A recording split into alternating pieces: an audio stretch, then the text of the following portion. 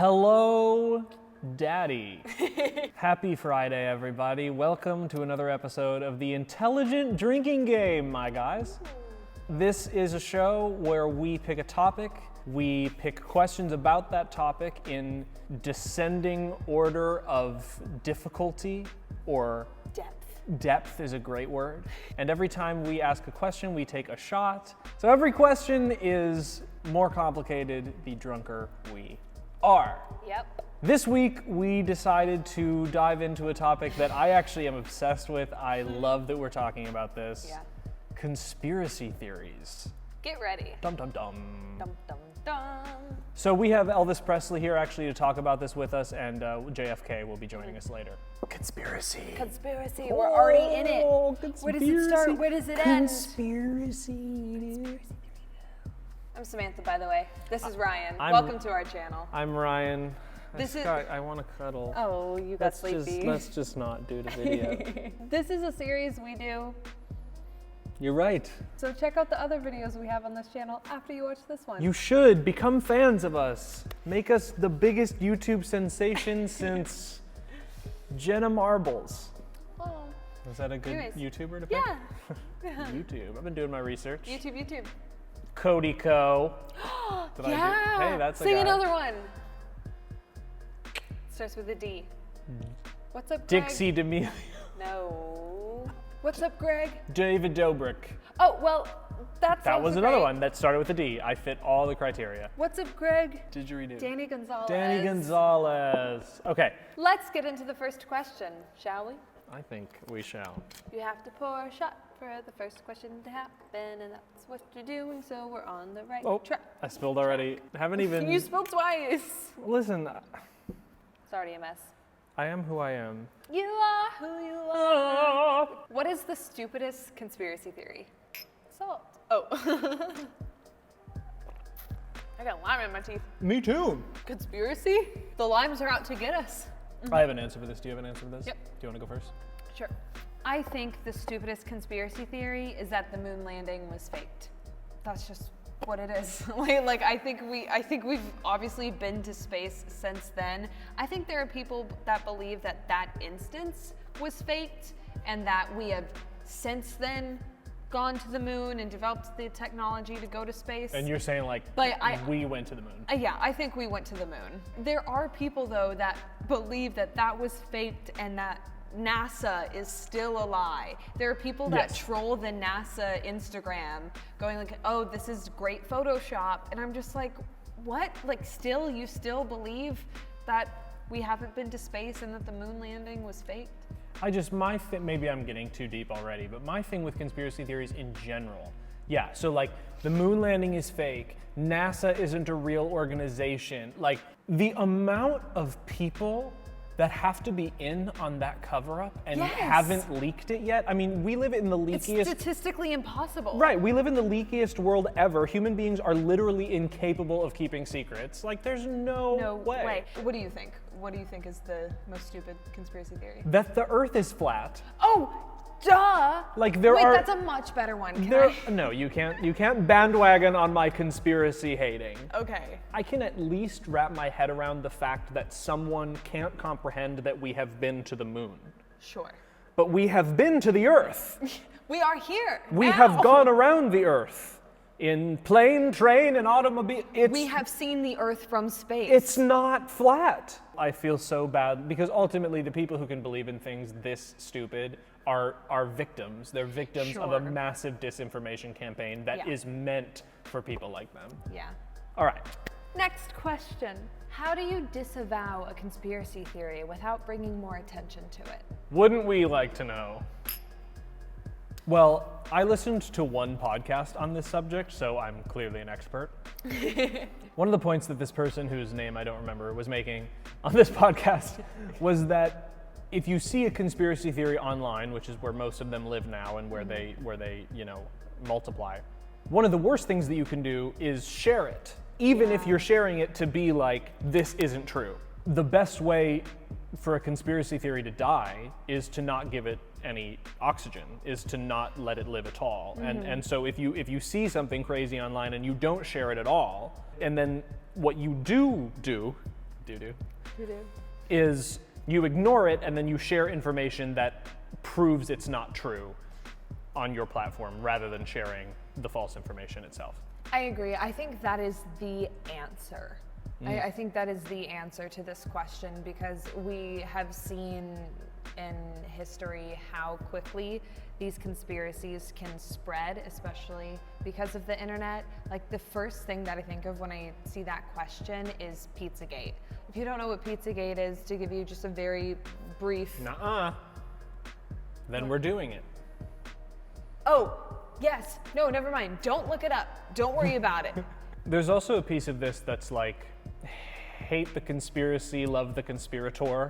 And actually there's been a lot of really fine journalism about this too, I believe, that's sort of comparing people who believe in conspiracy theories to people who are in cults. Yeah. And how they are a part of a community where their version of reality is different than true reality, and everything around them has been so distorted that they are not going to trust reality no matter what. And so what you do if you know someone who's in a cult is you try to convince them who they were before they fell for it.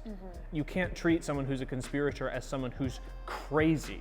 You have to treat them as a victim of a system Yes. that oppressed their ability to cognitively judge something within the confines of reason, and they have gone so far down this hole that their reality has been distorted. That's a victim. And so you have to treat them that way and try to coax them out of their bad habit. I feel like that's a good stopping point. Great, we talked about that. All right, next question. How do you think conspiracy theories spread so effectively? I mean, the internet, right? Yeah, we kind of already hinted at it. But the internet, I think the internet has taken conspiracy theories to a whole new level. I would say the internet created conspiracy theories. No. Well, on a mass scale. Because No. before, I mean, it would just be what, like word of mouth? Yeah. Since 1776, we've lived in a country of freedom of speech, freedom of expression, freedom of press. Yeah. So in 1790, you could write a newspaper if you had a press, and you could say whatever you Yeah. wanted, and it could be crazy, and you could tell the whole town. You're allowed to do that. That's protected free speech. So the internet, with conspiracy theories, just like with many things, is an accelerant of an issue that previously existed, but I don't think it's the cause. That's a fair point. I never thought of that.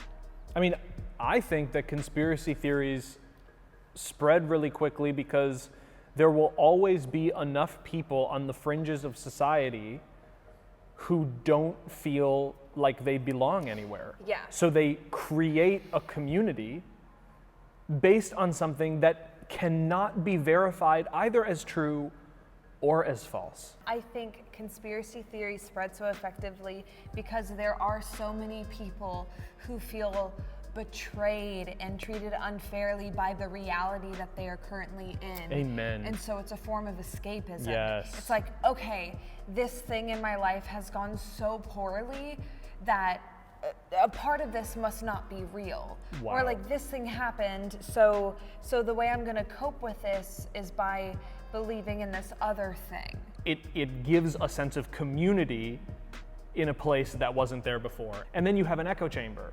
You have people saying, no, you're right, stick with this belief, stick with this belief. It's gonna be hard to get out of that. All right, what's the quizzy? I just read it on my phone, but I'm gonna have to double check. My phone is upside down. Oh no. What character traits do you think make a person more susceptible to believing in a conspiracy theory? Oh, I'm gonna say something that people aren't gonna like.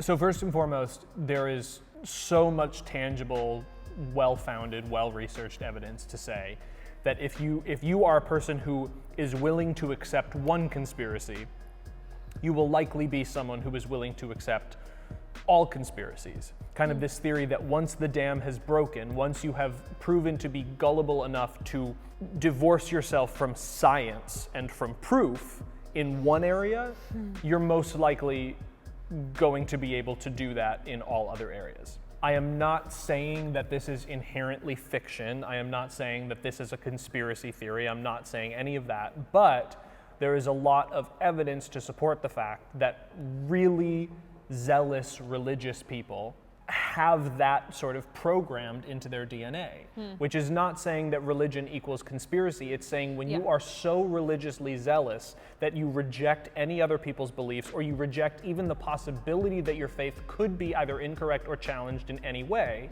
that is sort of a cousin to only sticking with what you have decided in your mind.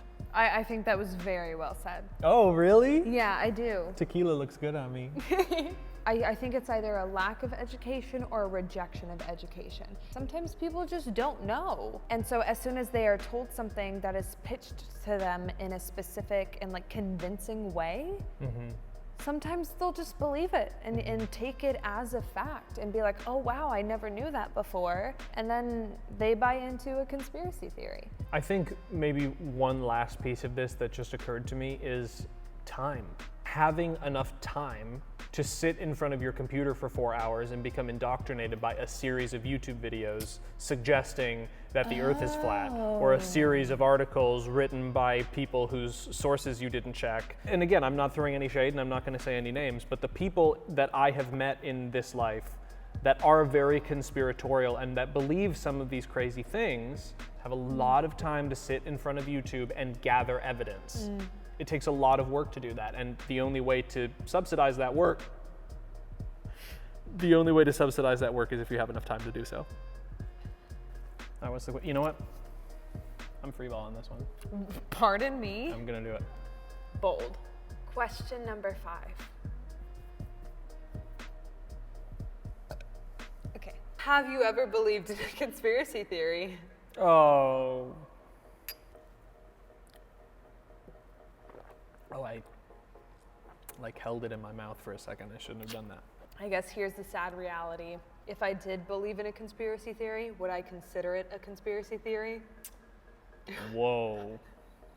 So no, I don't think I believe in Not any that I conspiracy. know of. Not that I know of. Oh my gosh. But no, I don't think so. I believe in one. Share with the class. And again, so I am admitting that there isn't any tangible evidence that I would know of about this, and it would take probably a pretty big cover-up, but I just feel, so let me give some context. You're prefacing this so much. I know. Okay, well, so all right, you're making a fair point. I think that we have more cures, or at least close to cures, to more diseases than we let on. Okay, interesting. The reason this is personal for me is because I'm a diabetic, and I remember getting diagnosed when I was 6 and having my doctor tell me, don't worry kiddo, there will be a cure for this by the time you're 16. And now 20 years later, we're not even close. And as a diabetic, I recognize I am far more valuable to pharmaceutical companies continuing to have diabetes and paying to have the medicine that I literally need to stay alive. I don't have a choice to buy this product. I have to have this product, right?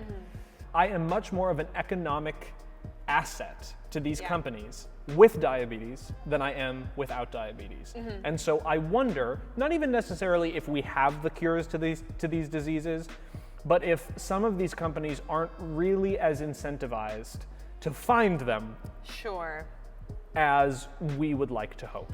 Yeah, I see some merit to that thought. I don't have any proof. I'm not gonna march in the street because of it, but I do wonder sometimes.